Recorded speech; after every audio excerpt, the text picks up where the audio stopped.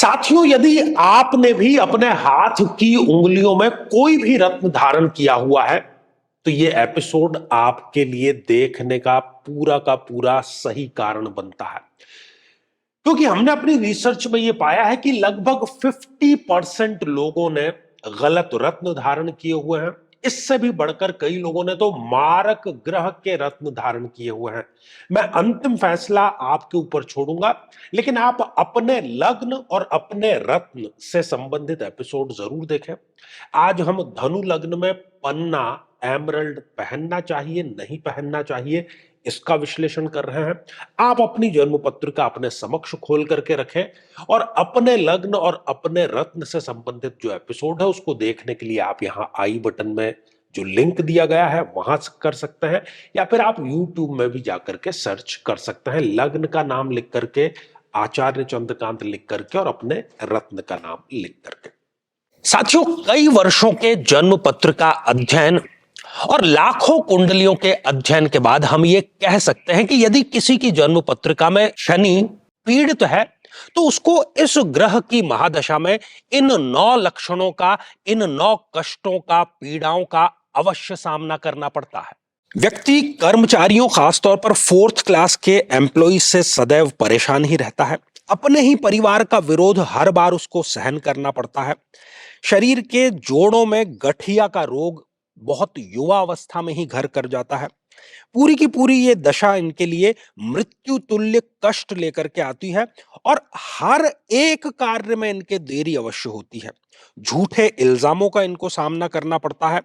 बदनामी के कारण इनका कई बार घर से निकलना दूभर हो जाता है और किसी केस में तो जेल योग तक का इनके समीकरण जरूर बनता है। व्यक्ति कई बार आलस्य के चलते आवश्यक कार्य को भी टालता चला जाता है। लेकिन साथियों, यदि आप भी इन सभी कष्टों से स्थायी और सटीक मुक्ति प्राप्त करना चाहते हैं तो उसका तरीका है इस ग्रह की महादशा मंत्र साधना दीक्षा, जो विशेष रूप से आपके नाम, आपकी जन्मतिथि के अकॉर्डिंग की जाएगी। और गुरु दीक्षा के माध्यम से अभिमंत्रित माला भी आपको प्रदान की जाएगी, ताकि न केवल ये सारे कष्ट दूर हों बल्कि ये पूरी की पूरी महादशा आपके लिए शांतिदायक और सुख समृद्धिदायक साबित हो। तो साथियों, ये रही एक धनु लग्न की जन्म पत्रिका। धनु लग्न के स्वामी गुरुदेव बनते हैं और पन्ना जो है वो बुध का रत्न है। अंग्रेजी में इसको एमरल्ड कहते हैं और कई प्रकार के इसके उपरत्न भी मार्केट में अवेलेबल है। हरे रंग का ये रत्न होता है। तो गुरुदेव की स्वामित्व की इस जन्म पत्रिका में सप्तमेश और दशमेश, मतलब इस 7वें भाव और इस कर्म भाव के जो स्वामी हैं वो बुध देव बनते हैं। एक एक करके हम चर्चा करेंगे।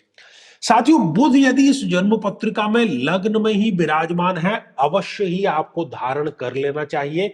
ये व्यक्तित्व को संवारेगा, रोग प्रतिरोधक क्षमता को बेहतर बनाएगा, बुद्धि को तीक्ष्ण, शार्प, सूक्ष्म बनाएगा और आप सही निर्णय सदैव ले पाएंगे। साथियों, बुध यदि इस द्वितीय भाव में विराजमान हो, यहां पर भी आप अवश्य ही धारण करें। यह धन प्रदाता होगा, कुटुंब में, समाज में आपकी प्रतिष्ठा को बढ़ाने वाला होगा। बुध चूंकि वाणी का अधिपति है और यह भाव भी वाणी का है, तो वाणी में एक ठहराव ये लेकर के आएगा ताकि आप कन्विंसिंग बात कह सकें। साथियों, बुध यदि इस तृतीय भाव में विराजमान हो जाए तो यहां पर भी अवश्य ही धारण करना चाहिए। जिस किसी भी कार्य में आप रिस्क लेंगे उसमें आपके असफलता की क्षमता को ये न्यूनतम करेगा, उसकी संभावना को न्यूनतम करेगा। मेहनत जो आप कर रहे हैं उसका ये रिजल्ट आपको अवश्य ही प्रदान करेगा और भाइयों से संबंध बेहतर आपके ये बनाएगा। साथियों, बुध यदि इस चतुर्थ भाव में विराजमान हो जाए तो यहां अब वो योग कारक नहीं रहे, केंद्र में है लेकिन वो नीच राशि के हो गए। इस स्थिति में भी यदि कोई पन्ना पहन लेता है तो उसको माता के द्वारा किसी न किसी प्रकार का कष्ट मिलता है। माता के स्वास्थ्य को लेकर के चिंता बनी रहती है। अपना घर, अपनी गाड़ी खरीदने, अपनी महत्वाकांक्षाएं पूरी करने के सपने सपने ही बने रहते हैं और इससे भी बढ़ करके किसी न किसी प्रकार का झूठा लांछन चरित्र पर अवश्य व्यक्ति के लग जाता है।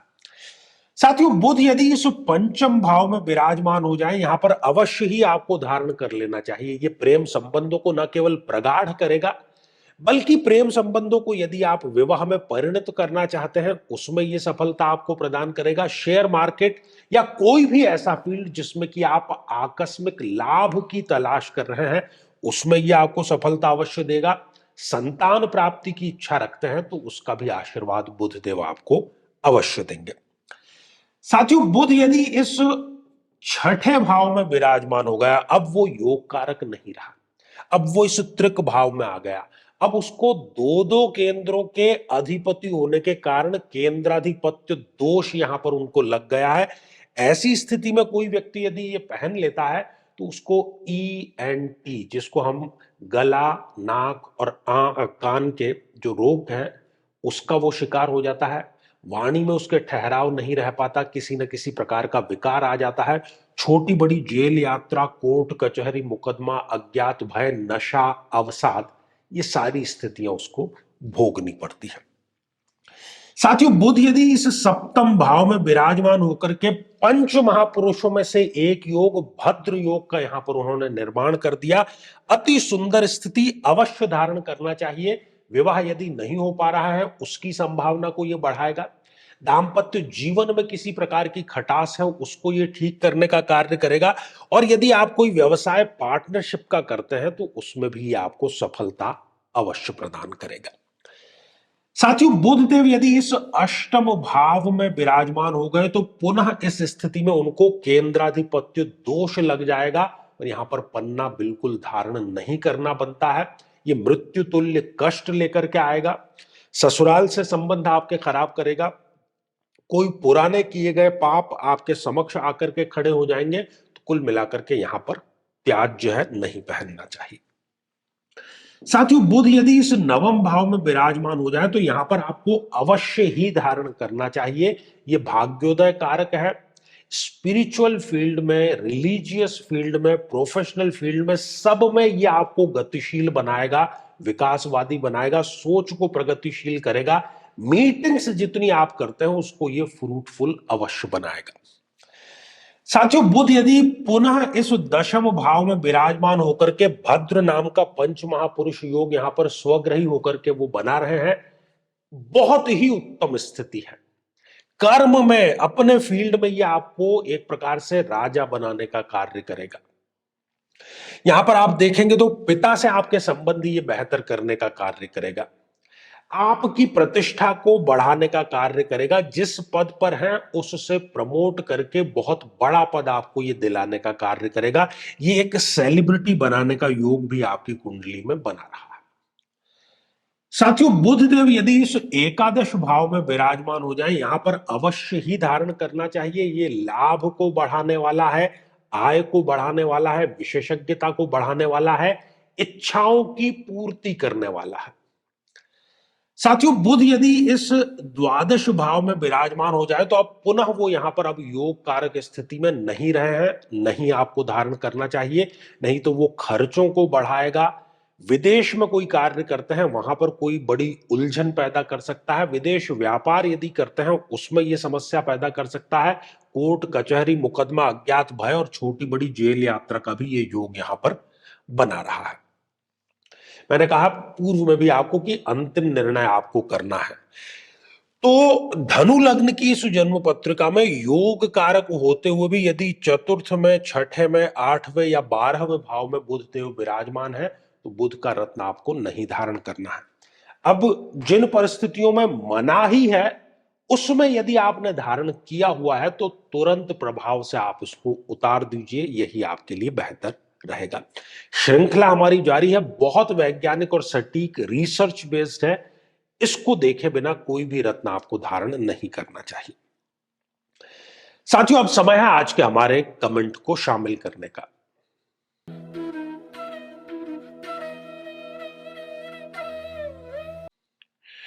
और आज का जो कमेंट है ये गोहिल जी का है और आप पूछते हैं कि तुला लग्न में शुक्र 11वें भाव सिंह राशि में हो तो क्या रिजल्ट देगा, प्लीज बताइए। आइए साथियों, एक तुला लग्न की जन्म पत्रिका हम यहां पर निकाल लें और ये रही तुला लग्न की जन्म पत्रिका। गोहिल जी पूछते हैं कि तुला लग्न जिसमें कि शुक्र स्वयं लग्नेश है, यदि वो इस एकादश भाव में विराजमान है तो कैसा परिणाम देंगे अपनी महादशा में। कोई भी ग्रह अच्छा हो या बुरा हो, अच्छा है अच्छा परिणाम देगा, बुरा है बुरा परिणाम देगा, लेकिन देगा कब? जब उसकी महादशा चल रही होगी। तो तुला लग्न में शुक्र यदि एकादश भाव में है, बहुत अच्छी स्थिति है, योग कारक है, विवाह की ये योग बनाता है, दाम्पत्य जीवन को सुखद बनाता है, लग्जरी और भौतिक चीजें जो जीवन में चाहिए उसको ये बना करके रखेगा। यहां पर आय के भाव में वो आय बढ़ाएगा, लाभ बढ़ाएगा, इच्छा पूर्ति बढ़ाएगा, नेतृत्व क्षमता वो बढ़ाएगा, और जितनी भी आप चाहे बड़ी इच्छा पाल लें उसको शुक्रदेव देर सबेर पूरी अवश्य कर देगा। यहां से वो अपनी सातवीं दृष्टि इस पंचम भाव पर डाल रहे हैं, तो आकस्मिक धन योग, शेयर बाजार से लाभ सदैव आपको वो देता ही रहेगा। इसके अतिरिक्त तो यदि आप संतान की प्लानिंग कर रहे हैं उसका वो आपको आशीर्वाद देंगे, प्रेम संबंधों को बेहतर बनाएंगे, प्रेम संबंधों को आगे चल करके विवाह में ये परिणत करने में भी आपको योगदान अवश्य देंगे। तो साथियों, श्रृंखला ये हमारी बेहद वैज्ञानिक आगे भी जारी रहेगी। और यदि आप भी चाहते हैं कि आपकी कुंडली का विश्लेषण नहीं बल्कि वैज्ञानिक और सूक्ष्म विश्लेषण हो, तो आगामी समय में मैं स्वयं इन शहरों में उपस्थित रहूंगा। आप समय लेकर के मिल सकते हैं या फिर टेलीफोनिक या वीडियो कॉल के माध्यम से भी आप जुड़ सकते हैं। और यदि आप चाहते हैं कि आपके किसी एक प्रश्न का निःशुल्क मार्गदर्शन दिया जाए, तो हमारे इसी चैनल पर हम प्रति शनिवार दोपहर 3 बजे लाइव कार्यक्रम लेकर के आते हैं। लेकिन उसमें शामिल होने के लिए आप हमारे इस वीडियो को हाइप कीजिए और उसका जो स्क्रीनशॉट है वो दिए गए व्हाट्सएप नंबर पर भेज दीजिए। आज के लिए केवल इतना ही, इसी मंगल कामना के साथ में कि आप सभी स्वस्थ, समृद्ध और शांतिपूर्वक जीवन व्यतीत करें। नमस्कार साथियों, कई वर्षों के जन्म पत्र का अध्ययन और लाखों कुंडलियों के अध्ययन के बाद हम ये कह सकते हैं कि यदि किसी की जन्म पत्रिका में राहु पीड़ित है तो उसको इस ग्रह की महादशा में इन 9 लक्षणों का, इन 9 कष्टों का, पीड़ाओं का अवश्य सामना करना पड़ता है। ये भ्रम की स्थिति पैदा कर देता है, व्यक्ति ये निर्णय नहीं ले पाता कि उसके लिए सही क्या है गलत क्या है, और यदि वो निर्णय ले भी लेता है तो वो निर्णय उसके लिए आत्मघाती साबित होता है। हर एक कार्य में हानि, हर एक कार्य में आकस्मिक समस्याएं सदैव खड़ी रहती है। व्यक्ति नशे की तरफ आकर्षित होता है और उसमें डूब भी वो जाता है। अपने ही लोगों से उसको धोखा मिलता है। विवाह के पश्चात विधवा या विधुर योग भी उसके निर्मित हो जाता है। नाहक ही बदनामी, अच्छा कार्य करने के बावजूद भी बदनामी इसको प्राप्त होती है। छोटी बड़ी जेल यात्रा का योग भी यहां पर निर्मित होता है और घर में सदैव गृह कलेश का वातावरण बना रहता है।